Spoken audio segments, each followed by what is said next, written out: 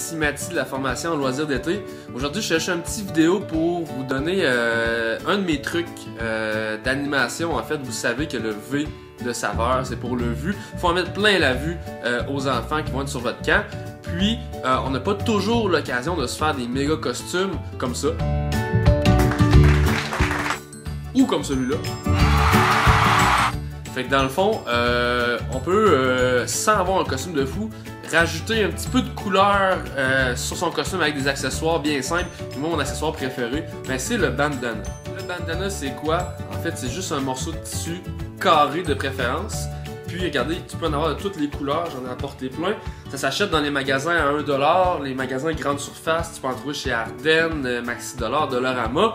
Ou encore mieux, si toi, dans le fond, t'es créatif, t'as un beau morceau de tissu chez vous, tu le prends, puis t'en découpes un carré. Pour toutes le top 10, en fait, je vais faire un top 10 des meilleures utilisations du bandana selon moi. Mais pour toutes dans le fond, les 10 positions, il y a deux techniques que je vais utiliser pour le bandana, c'est très simple. Technique de base, tu prends ton bandana qui est en forme de carré et tu fais tout simplement le plier en triangle. Ça, c'est la technique de base. Tout ce que je vais vous montrer, ça va partir d'un triangle de bandana. Des fois, quand je vais vous parler d'une bande, de bandana en bande, mais une fois que tu as ton triangle, tu fais juste le replier sur lui-même jusqu'à temps que tu as une bande. Je commence toujours du côté ici, qui est le plus petit, et je plie comme ça. Je sais pas si vous voyez bien. Je le replie comme ça ici. Puis on arrive avec une bande. Tu peux la faire plus ou moins épaisse. Puis avec ça, tu vas pouvoir faire tous les accessoires du top 10 que je vais te montrer aujourd'hui.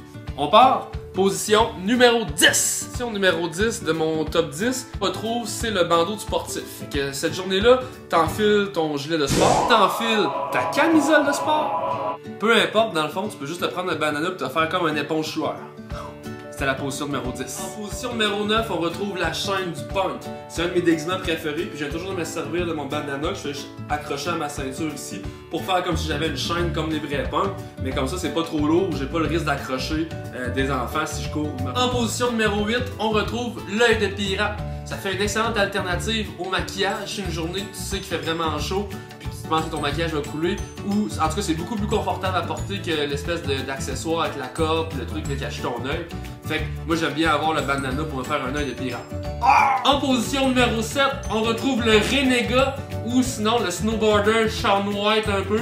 Fait que tu peux venir te le monter jusque là. Là t'as l'air vraiment méchant parce que tu caches ton visage. Il n'y a pas assez de place pour toi et moi dans cette ville. En numéro 6, on a la suite du Renégat. En fait, c'est le cowboy.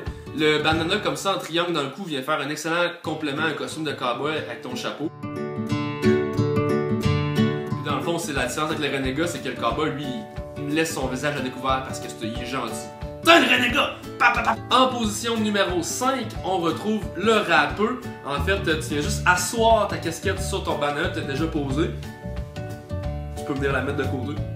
Ou tu peux venir la mettre de face. T'as l'air de 50 Cent. Yo. En position numéro 4, on retrouve ce que j'appelle le Patrick Normand. Ça, c'est le chanteur country qu'on voit souvent à la TV. Il y a toujours un bandeau comme ça. Ou pour les filles, ça peut être le Marianne dans Ramdam.